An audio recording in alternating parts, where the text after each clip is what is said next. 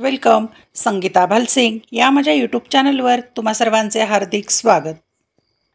आपण बोर्ड प्रश्नपत्रिका पाहूया आणि उत्तरपत्रिका देखील पाहूया. विषय आहे इकॉनॉमिक्स म्हणजे अर्थशास्त्र. 49 या विषयाचा कोड नंबर आहे आणि ही प्रश्नपत्रिका आहे 9 जुलै 2025ची, म्हणजे यावर्षी जी पुरवणी परीक्षा झाली त्याची ही प्रश्नपत्रिका. आपण याची उत्तरं पाहणार आहोत. 3 तासाचा वेळ आहे उत्तरपत्रिका सोडविण्यासाठी. प्रश्नपत्रिकेचे 8 पेजेस आहेत आणि 80 गुणांची ही प्रश्नपत्रिका आहे. ही प्रश्नपत्रिका यापूर्वीच मी चॅनलवर पोस्ट केलेली आहे. त्याप्रमाणेच 2021 पासून 2025पर्यंतच्या सर्व प्रश्नपत्रिका उत्तरासहित पोस्ट केलेल्या आहेत. या चॅनलची प्लेलिस्ट तुम्ही पहा, तुम्हाला नक्की त्या सापडतील, क्रमाने पाहायला मिळतील. आणि या 5 वर्षाच्या प्रश्नपत्रिका जरी पाहिल्या तरी तुम्हाला 12वीच्या विद्यार्थ्यांना फार फायदा होईल. इकॉनॉमिक्स हा विषय कला शाखा आणि वाणिज्य शाखा म्हणजे आर्ट्स आणि कॉमर्स या दोन्ही शाखांना आहे. चला तर आपण उत्तरपत्रिका कशी लिहायची ते पाहूया. सूचना दिलेल्या असतात, वाचून फॉलो करायच्या. 1. सर्व प्रश्न सोडविणे अनिवार्य आहे. 2. आवश्यक त्या ठिकाणी कोष्टके किंवा आकृत्या काढा. 3. उजव्या बाजूचे अंक प्रश्नांचे पूर्ण गुण दर्शवतात. आणि 4. सर्व मुख्य प्रश्नांची उत्तरे नवीन पानांवर लिहावीत. म्हणजेच पहिला, दुसरा, तिसरा असे जे प्रमुख प्रश्न असतात ते नवीन पानावर लिहायचे आहेत. आणि एकदा या चॅनलची प्लेलिस्ट नक्की पाहून घ्या. 11वी आणि 12वी या दोन्ही वर्गांचे अनेक विषयांचे व्हिडिओ लेक्चर तुम्हाला या चॅनलवर पाहायला मिळतील. प्रश्नपत्रिका, उत्तरपत्रिका देखील मार्गदर्शनासाठी उपलब्ध आहेत. या प्रश्नपत्रिकेत एकूण 6 प्रश्न आहेत. 6 प्रश्नांची उत्तरं एका व्हिडिओमध्ये घेता येणार नाहीत. खूप मोठा व्हिडिओ होईल आणि लेक्चर तयार करायला किंवा स्लाईड तयार करायला वेळ लागतो. म्हणून मी त्याचे 3 भाग केलेत. प्रत्येक भागात 2-2 प्रश्न घेतलेले आहेत. आज आपण पहिला भाग पाहूया. प्रश्न क्रमांक 1 आणि 2 सोडवूया. नंतर पुढील व्हिडिओ लेक्चरमध्ये आपण पुढचे प्रश्न सोडवू. प्रश्न पहिला 20 गुणांचा आहे. अ, ब, क, ड 5-5 गुणांचे प्रश्न आहेत. प्रश्न पाहूया. योग्य पर्याय निवडा. 5 गुण. 1. सूक्ष्म अर्थशास्त्रीय विश्लेषणात वापरली जाणारी पद्धत. अ. राशी पद्धत. ब. समग्र पद्धत. क. विभाजन पद्धत. ड. सर्वसमावेशक पद्धत. पर्याय 1. अ, क आणि ड. 2. अ, ब आणि ड. 3. फक्त क आणि 4. फक्त अ. आणि अचूक उत्तराचा पर्याय आहे फक्त क, तिसरा. 2. पूर्ण स्पर्धेत विक्रेत्याची भूमिका पुढील प्रकारची असते. अ. किंमत करता. ब. किंमत स्वीकारणारा. क. किंमत भेद करणारा. ड. यापैकी नाही. पर्याय 1. अ, ब आणि क. 2. फक्त ब. 3. फक्त क आणि 4. अ आणि क. आणि उत्तराचा पर्याय आहे दुसरा, फक्त ब. 3. किंमत निर्देशांकाच्या संबंधात असलेली विधाने शोधा. अ. निर्देशांक एक भौगोलिक साधन आहे. ब. निर्देशांकात हवेच्या दाबाचे मापन केले जाते, मोजमाप केले जाते. क. निर्देशांकात आर्थिक चलातील सापेक्ष बदलाचे मोजमाप केले जाते. ड. निर्देशांक हा विशिष्ट सरासरीमध्ये असतो. पर्याय 1. क आणि ड. 2. अ आणि ब. 3. ब फक्त क. 4. अ आणि ड. आणि उत्तराचा पर्याय आहे पहिला, क आणि ड. 4. सरकारच्या सक्तीच्या कार्यामध्ये पुढीलपैकी या कार्याचा समावेश होतो. अ. परकीय आक्रमणापासून संरक्षण. ब. अंतर्गत कायदा व सुव्यवस्था. क. कल्याणकारी उपाययोजना. ड. वस्तू व सेवांची निर्यात. पर्याय 1. क आणि ड. 2. अ आणि ब. 3. फक्त ब. 4. अ, क आणि ड. उत्तराचा अचूक पर्याय आहे दुसरा, अ आणि ब. 5. विदेशी व्यापाराचे प्रकार खालील प्रकारे आहेत. अ. आयात व्यापार. ब. निर्यात व्यापार. क. पुनर्निर्यात व्यापार. ड. अंतर्गत व्यापार. पर्याय 1. अ आणि ब. 2. अ, ब आणि क. 3. अ, ब, क आणि ड. 4. यापैकी नाही. आणि अचूक उत्तर आहे दुसरा पर्याय, अ, ब आणि क. ब प्रश्न आहे. अर्थशास्त्रीय पारिभाषिक शब्द लिहा. 5 गुण. 1. अशी इच्छा जिला खरेदी शक्तीचे पाठबळ आणि ते खर्च करण्याची मानसिक तयारी असते. तो पारिभाषिक शब्द आहे मागणी. 2. एका जादा नगसंख्येच्या उत्पादनामुळे एकूण खर्चात होणारी निव्वळ वाढ, तो पारिभाषिक शब्द आहे सीमांत खर्च. 3. बाजाराचा असा प्रकार ज्यात काही विक्रेते असतात, अल्पाधिकार.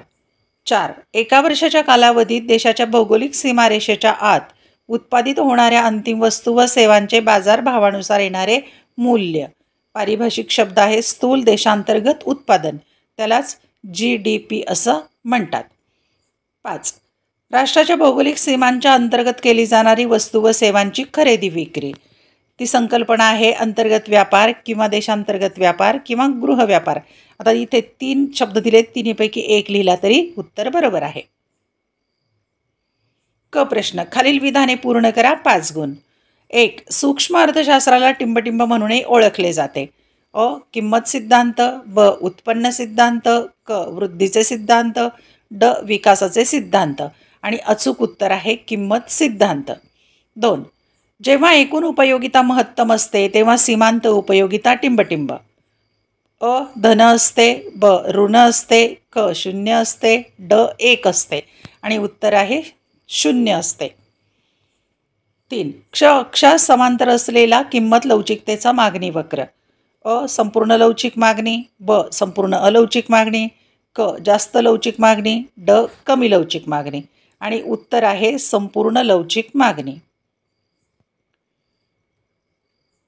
4. भारताचे राष्ट्रीय उत्पन्न मोजण्यासाठी केंद्रीय सांख्यिकीय संघटनेद्वारे वापरली जाणारी पद्धत. अ. उत्पादन पद्धती. ब. उत्पन्न पद्धती. क. खर्च पद्धती. आणि ड. उत्पादन पद्धती आणि उत्पन्न पद्धती यांचं एकत्रीकरण. आणि उत्तर आहे ड, म्हणजेच उत्पादन पद्धती आणि उत्पन्न पद्धती यांचे एकत्रीकरण. 5. अल्पमुदती कर्ज देणारा व घेणारा वित्तीय बाजार टिंबटिंब. अ. नाणे बाजार. ब. भांडवल बाजार. क. श्रम बाजार. ड. वस्तू बाजार. आणि अचूक उत्तर आहे अ, म्हणजे नाणे बाजार. ड प्रश्न आहे विसंगत शब्द ओळखा. शब्दांचा गट दिलाय, त्या गटातनं बसणारा शब्द ओळखायचा, 5 गुण. क्रमांक 1. उपयोगितेचे प्रकार. रूप उपयोगिता, स्थल उपयोगिता, सीमांत उपयोगिता, सेवा उपयोगिता. आणि विसंगत शब्द आहे सीमांत उपयोगिता. 2. मागणीचे निर्धारक घटक. किंमत, उत्पन्न, पर्यायी वस्तूंच्या किमती, गिफेनचा विरोधाभास. आणि विसंगत शब्द आहे गिफेनचा विरोधाभास. 3. मागणीच्या किंमत लवचिकता मोजण्याच्या पद्धती. उत्पन्न पद्धती, शेकडेवारी पद्धती, एकूण खर्च पद्धती, बिंदू पद्धती किंवा भूमिती पद्धती. आणि विसंगत शब्द आहे उत्पन्न पद्धती. 4. पुरवठा नियमाचे अपवाद. श्रमाचा पुरवठा, कृषी उत्पादने, प्रतिष्ठेच्या वस्तू, नाशवंत वस्तू. आणि विसंगत शब्द प्रतिष्ठेच्या वस्तू. 5. करेतर उत्पन्नाचे स्रोत. शुल्क, सीमा शुल्क, विशेष अधिभार, दंड व दंडात्मक रकमा. विसंगत शब्द आहे सीमा शुल्क. प्रश्न दुसरा अ आणि ब आहे. प्रश्न दुसरा एकूण 12 गुणांचा, अ 6 गुणांचा आणि ब 6 गुणांचा. त्यातील अ प्रश्न पाहूया. खालील उदाहरणांच्या आधारे संकल्पना ओळखून ती स्पष्ट करा. कोणतेही 3. 5 पैकी 3 सोडवायचे प्रश्न. संकल्पना ओळखायला 1 गुण आणि संकल्पना त्याची स्पष्टीकरण लिहायला 1 गुण, म्हणजे एकूण 6 गुण आहेत. म्हणजे एका संकल्पनेला 2 गुण. 3 दुने 6. 1. राजूने भारतीय अर्थव्यवस्थेतील एकूण उपभोग, एकूण बचत आणि एकूण गुंतवणूक यांची माहिती गोळा केली. 2. एक्स वस्तूच्या किमतीत 20% वाढ झाली असता एक्स वस्तूच्या मागणीत 20% घट होते.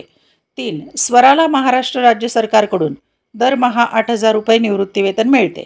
4. तुषारने 1,00,000 रुपये एक रकमी रक्कम 3 वर्षाकरिता बँकेत जमा केली.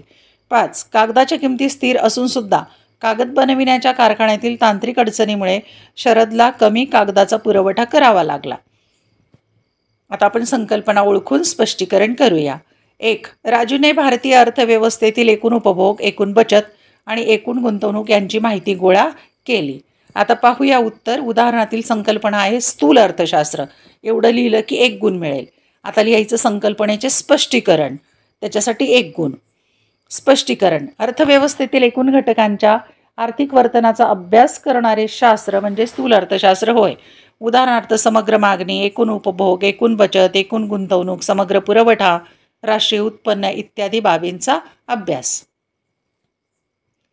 2. एक्स वस्तूच्या किमतीत 20% वाढ झाली असता एक्स वस्तूच्या मागणीत 20% घट होते. उत्तर उदाहरणातील संकल्पना एकक लवचिक मागणी. संकल्पनेचे स्पष्टीकरण. वस्तूच्या किमतीत शेकडा बदलाचे प्रमाण आणि वस्तूच्या मागणीतील शेकडा बदलाचे प्रमाण समान असल्यास त्या मागणीस एकक लवचिक मागणी म्हणतात. 3. स्वराला महाराष्ट्र राज्य सरकारकडून दरमहा 8,000 रुपये निवृत्तीवेतन मिळते. उत्तर उदाहरणातील संकल्पना हस्तांतरित उत्पन्न. संकल्पनेचे स्पष्टीकरण.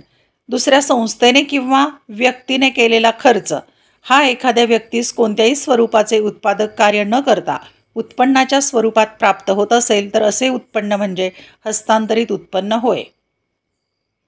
4. तुषारने 1,00,000 रुपये एक रकमी रक्कम 3 वर्षाकरिता बँकेत जमा केली. उत्तर उदाहरणातील संकल्पना मुदत ठेव. स्पष्टीकरण. ठराविक कालावधीनंतर पैसे काढल्या जाणाऱ्या ठेवींना मुदत ठेवी असे म्हणतात. 5. कागदाच्या किमती स्थिर असून सुद्धा कागद बनविण्याच्या कारखान्यातील तांत्रिक अडचणीमुळे शरदला कमी कागदाचा पुरवठा करावा लागला. उत्तर उदाहरणातील संकल्पना पुरवठ्याचा ऱ्हास. संकल्पनेचे स्पष्टीकरण. किंमत स्थिर असताना इतर घटकात प्रतिकूल बदल झाल्यामुळे वस्तूचा पुरवठा कमी होणे म्हणजे पुरवठ्यातील ऱ्हास होय. ब. प्रश्न फरक स्पष्ट करा. कोणतेही 3. 5 पैकी 3 सोडवायचे. 6 गुण म्हणजे 1 फरक लिहायला 2 गुण. 2 मुद्दे लिहायचे. 1. विभाजन पद्धत आणि राशी पद्धत. 2. मागणीतील विस्तार आणि मागणीतील वृद्धी. 3. साठा आणि पुरवठा. 4. साधा निर्देशांक आणि भारान्वित निर्देशांक. 5. सार्वजनिक वित्त व्यवहार आणि खाजगी वित्त व्यवहार. फरक 2 भागामध्ये लिहायचा. पहिला फरक. एका भागात विभाजन पद्धत, दुसऱ्या भागात राशी पद्धत. पहिला मुद्दा आहे अर्थ. विभाजन पद्धतीच्या बाजूला पाहूया. संपूर्ण अर्थव्यवस्थेचे लहानात लहान आर्थिक घटकांमध्ये विभाजन करून त्यांचा तपशीलवार अभ्यास करण्यासाठी सूक्ष्म अर्थशास्त्राद्वारे वापरली जाणारी पद्धत म्हणजे विभाजन पद्धत होय. दुसऱ्या भागात संपूर्ण अर्थव्यवस्थेतील लहानात लहान आर्थिक घटकांच्या बेरजेच्या स्वरूपातील एकूण परिणामांचा अभ्यास करण्यासाठी स्थूल अर्थशास्त्राद्वारे वापरली जाणारी पद्धत म्हणजे राशी पद्धत होय. दुसरा मुद्दा आहे स्वरूप. आर्थिक चलांच्या व्यक्तिगत परिमाणांच्या अभ्यासासाठी विभाजन पद्धतीचा वापर केला जातो. आर्थिक चलांच्या समुच्चयात्मक परिमाणांच्या अभ्यासासाठी राशी पद्धतीचा वापर केला जातो. फरकासाठी 2 गुण आहेत म्हणून 2 मुद्दे लिहायचे. दुसरा फरक आहे मागणीचा विस्तार आणि मागणीची वृद्धी. पहिला मुद्दा लिहायचा 1. अर्थ. इतर परिस्थितीत कोणताही बदल न होता वस्तूची किंमत कमी झाल्यास वस्तूची मागणी जास्त होते, त्यास मागणीचा विस्तार म्हणतात. किंमत स्थिर असताना इतर परिस्थितीत झालेल्या अनुकूल बदलांमुळे जास्त होणाऱ्या मागणीला मागणीची वृद्धी म्हणतात. फरकाचा दुसरा मुद्दा आहे समतोल बिंदू.